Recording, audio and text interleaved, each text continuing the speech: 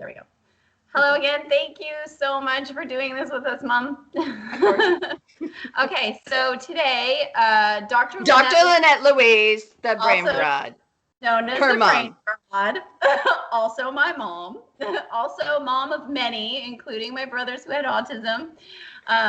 She is going to talk with us today about, because it's April is Autism Acceptance Month, as well as Sexual Assault Awareness Month. It is a important, a little bit uncomfortable, but important topic to discuss how true it is that people who have autism and other social disabilities and cognitive functions are targeted for sexual assault. And then, of course, how often they can be perpetrators when they aren't taught. But it's really the fact that they're targeted that is more prevalent. Well, and more what we want to focus on probably, because if you can focus on that beginning place, maybe you don't have to worry about what you've trained them to be. So exactly what I was thinking and why it even came up, but exactly, right. That's what I was and it's thinking. also what, Child Abuse Prevention Month. So it's like, that's right.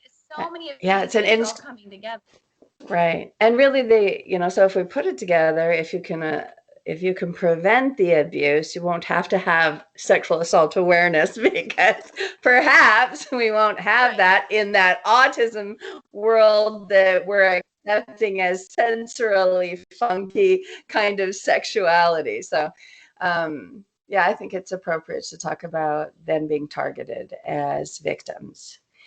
And it's something that people are uncomfortable with. So if you're uncomfortable, take it in bits, but don't give it up. Don't refuse to learn.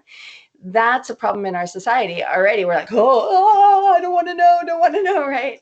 But that's how it happens, because you don't want to know. And so you don't learn what the signs are. And let's start with the very first, most ridiculous assumption, which is looking at anybody with any kind of challenge, whether it's someone who can't walk, someone who muscular dystrophy can't control their muscles, or somebody who has autism, or somebody who has Down syndrome, or somebody, and on and on and on. Looking at them and saying to yourself, well, who would want to, nobody would want to have sex with them. I want to tell you we are offended, but also you're blinding yourself from a really important truth. And you're committing an incongruent self-crime that is common in humans. I'll explain that. You already know that there's porn for everything, probably. So you know that's not true. You already know that there have been people who have been found that have been, I'll give an example. There was a bunch of, and it's a horrible example, but like I said, trigger warning. There were a bunch of people that were on Social Security because of their disabilities that were chained in a basement and being constantly abused. And I think there were 5 of them. And they were malnourished, they were horribly treated, and they were sexually assaulted, as well as many other things. So, and their checks were taken. So people have all kinds of motivators. So let's get down into, why do people assault? Is it about the sexy girl in the mini skirt? The handsome guy that works out at the gym? No. It's about a kind of self-esteem problem that says, and there's other reasons, but let's get into this one really deeply. A self-esteem problem that says, gosh, I don't want them to have an opinion. I don't want them to be able to compare me to someone else. I don't want them to feel like they can do without me. I don't want them to to think that their wants are more important than my wants. It's that kind, I want it to be easy access. And I need a little bit of naughty thrown in, a little danger to keep it exciting. All right, so you got this person who has very low self-esteem and can't handle the jealousy or the comparison to someone else or the need to step up, can't deal with the conversation possibly.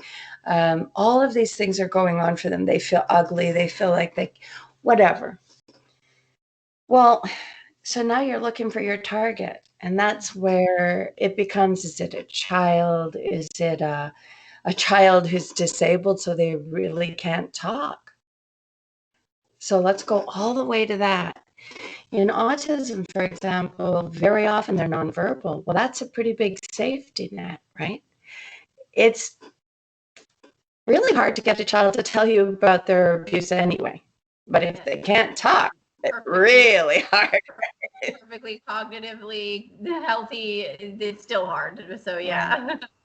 It's interesting that a lot of the same behavioral signals, though. So if you have somebody who's nonverbal and who's being molested or in a kind of a relationship way, not a straight up grabbed and raped and thrown to the side, because then you're going to know in it for different reasons. But let's say there's something insidious going on inside with a caregiver or whatever.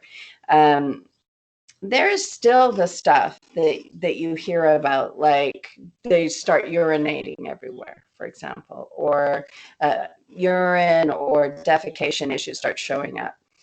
And that, you might say, oh, they're disabled, this is happening. But if it never happened before, but now they're at this age, I guess it's happening now. Or they're just being stupid. That's a common thing that people, no. If your child was not like that and they're suddenly doing it, don't let the label or the disability get in your way. Look at the change and say, I wonder what's happening. And then, just ask yourself who's new in their life or who do I feel uncomfortable around myself when my child's there. Trust yourself. Trust that. Because we're taught to go, oh, I don't want to be judgmental. I don't want to think bad things about them. And besides, they're giving me a 2-hour break. I was thinking that when you said caregiver. Right. So, you have to just really be willing to realize that there are people who want and are sexually aroused by every kind of human and animal. Yeah. So you can't put those blinders on when you see your child and think, well, they're not sexually attractive, regardless of their age.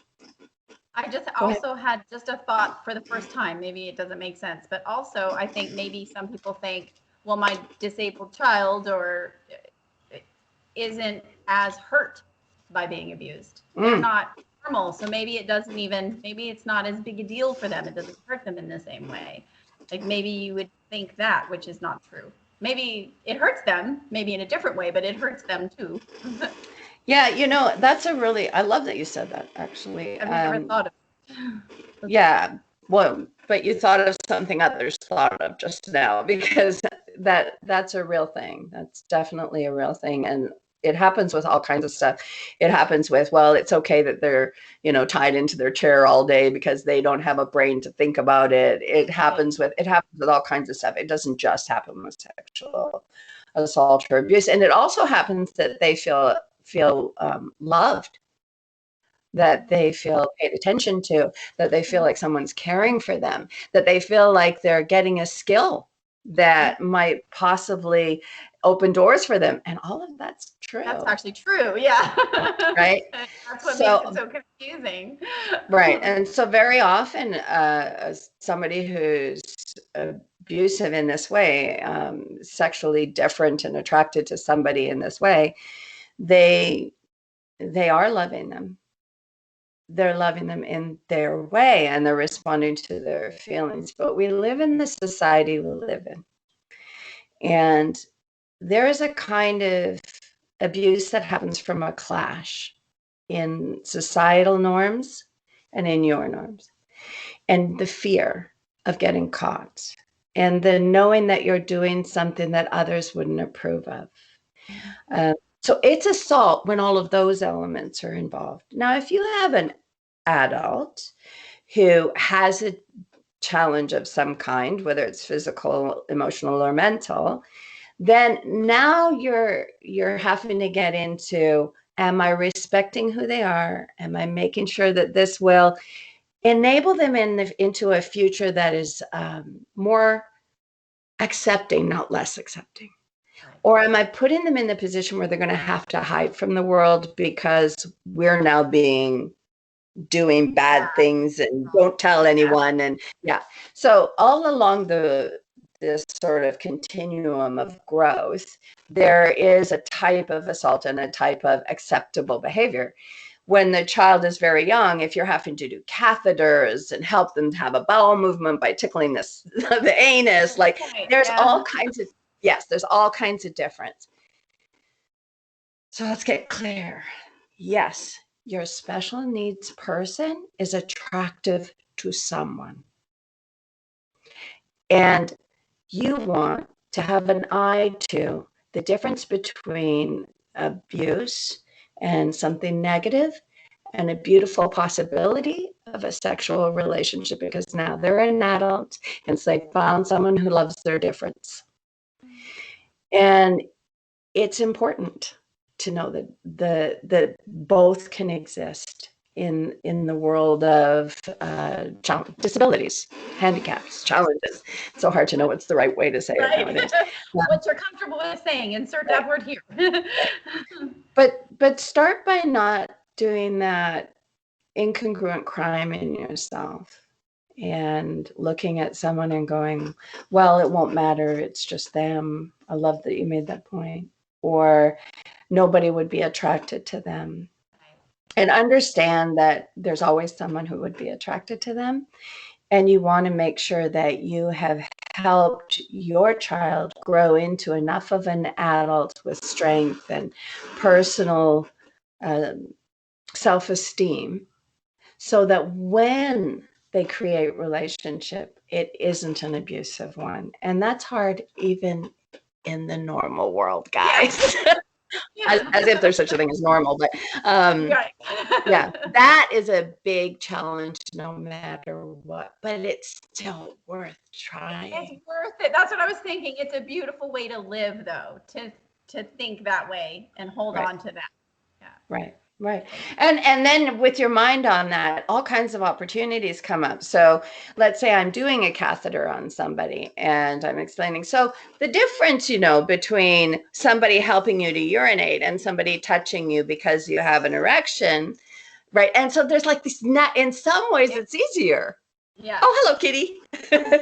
In some ways it's easier because you can do that. You can have this obvious intimacy and opportunity. Arise, in way. You're right. Actually, with all the boys, very often you were put in the position. Well, let's get comfortable and talk about this. The situation's right here. Yeah. In many ways, it was easier because when you have a neurotypical teenage boy, he's going, "Mom, don't talk about that stuff." No, right? Exactly. No, honestly, that's why I thought I'm so glad you wanted to talk about this, because I watched you talk to the boys so just candidly, and here, and like it was so comfortable, and it helped me when I was when we were raising my boys, like just, okay, be candid. And I think it's a big deal. Yeah, it is. It really is. I think we've said enough for people who are sensitive to this, and we don't we don't want to keep going, right? And since your kitty cat came there, I think we should close today's little segment with you doing your cat dance from when you were in school. Oh, I don't remember it. I am her mom. All right, well, thank you. You know that thing that moms do, right? Okay, now perform. Everybody sit down and watch my kid be cute.